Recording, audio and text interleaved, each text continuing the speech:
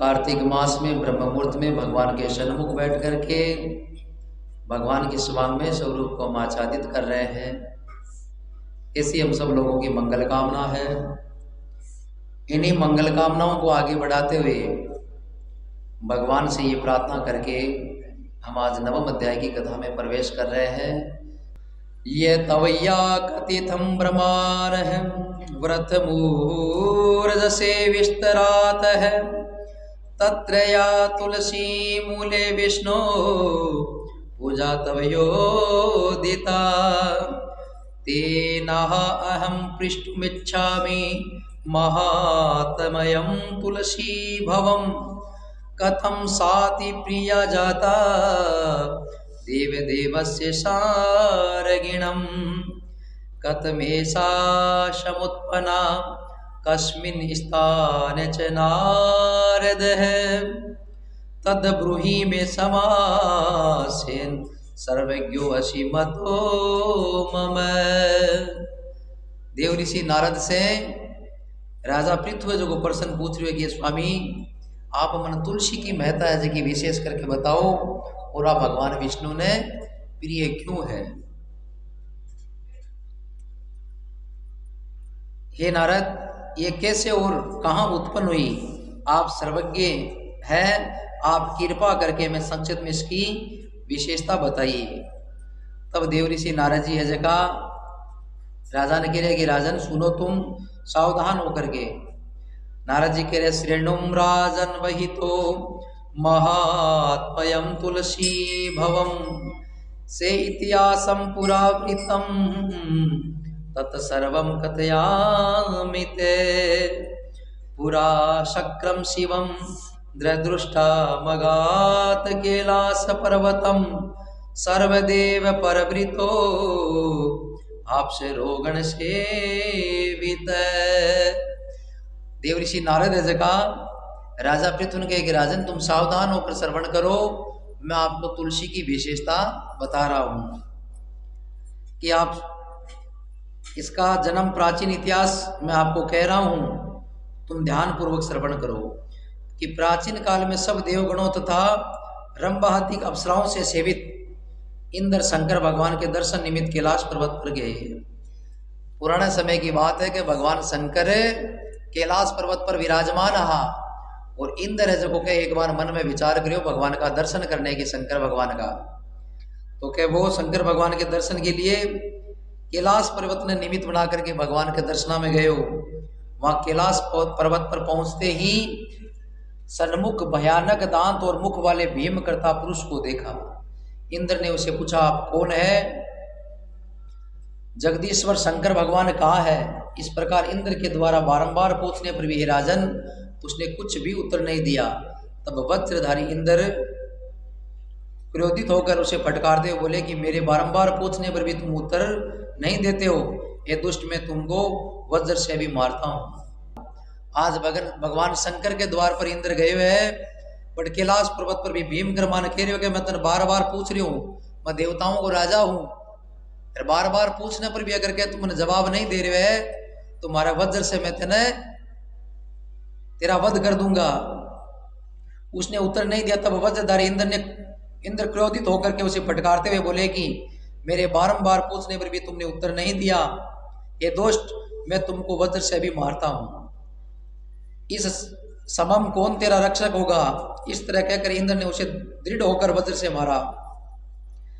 इंद्र के मारते उसकी गिरवा नीली तथा राख हो गई और रुद्र भगवान ने अपने तेज से इंद्र को जलाने लगे।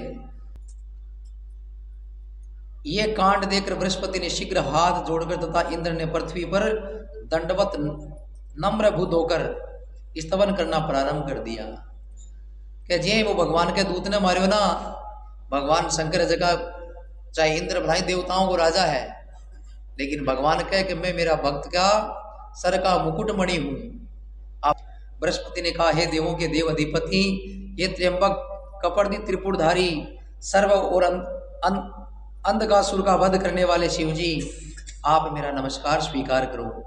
अदृश्य रहने वाले, अनेक आकृति धारण करने वाले, शंभु यज्ञ विध्वंसक, यज्ञ फलदाता, कालांतक, काले सर्पों को धारण करने वाले, ब्रह्मा का शिरोच्छेदन करने वाले और ब्राह्मणों के सदैव हितकारी ये शंकर भगवान, मैं आपको नमस्कार करता हूँ।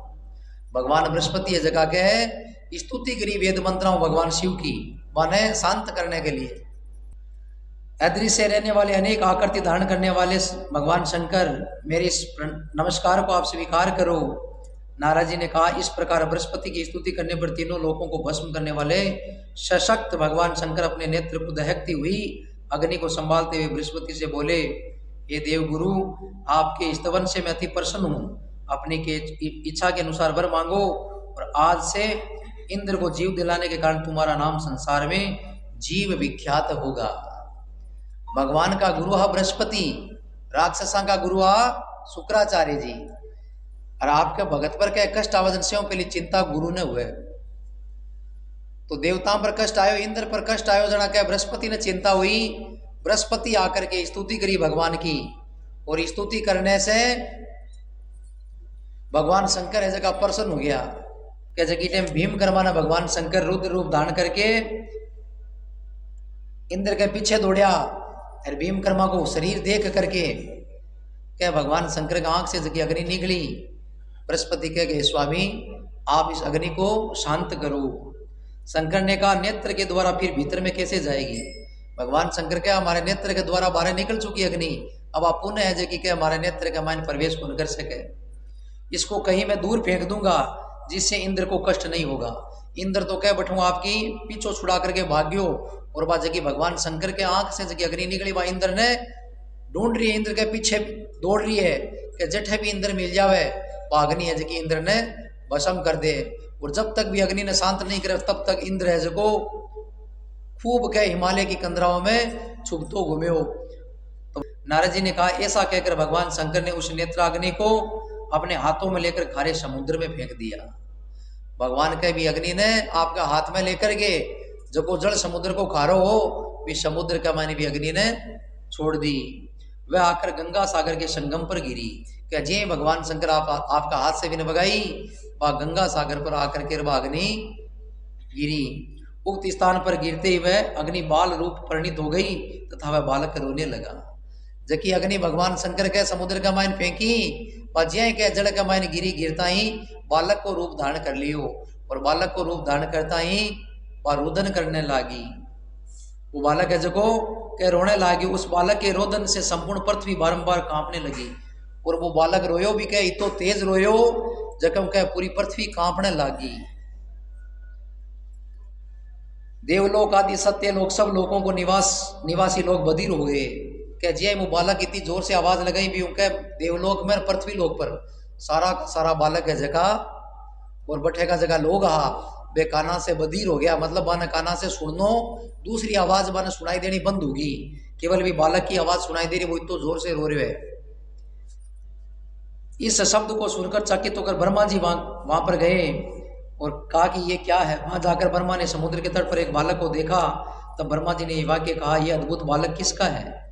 ब्रह्मा को आया हुआ देखकर तथा उनकी वाणी सुनकर समुद्र ने हाथ जोड़कर नतमस्तक भगवान को प्रणाम किया, और प्रणाम करके उस बच्चे को ब्रह्मा जी के अंक में रख दिया और कहने लगा कि ये ब्रह्मा, ये बालक गंगा सागर के संगम से उत्पन्न हुआ है और मेरा बालक है।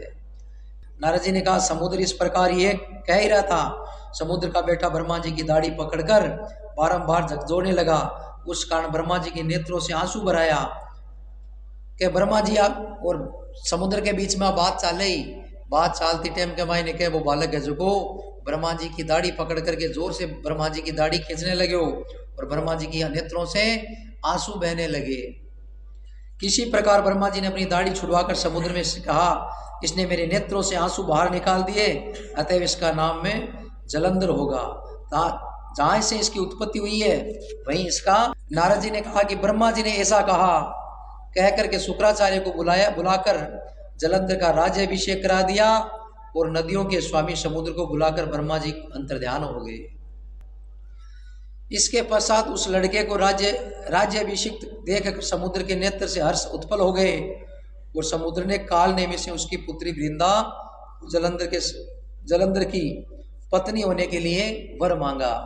अब इति श्री पद्म पुराण भाषा टीका सहित कार्तिक मातम में श्री कृष्ण सत्य संवाद जलंध्रो उत्पत्ति वर्णन नाम 9वां अध्याय भगवान श्री राधा माधव के चरणों में अर्पण। बोले द्वारिकाधीश भगवान की, बाल कृष्ण लाल भगवान की। सांवरियो मारो प्रेम बिना नहीं रे।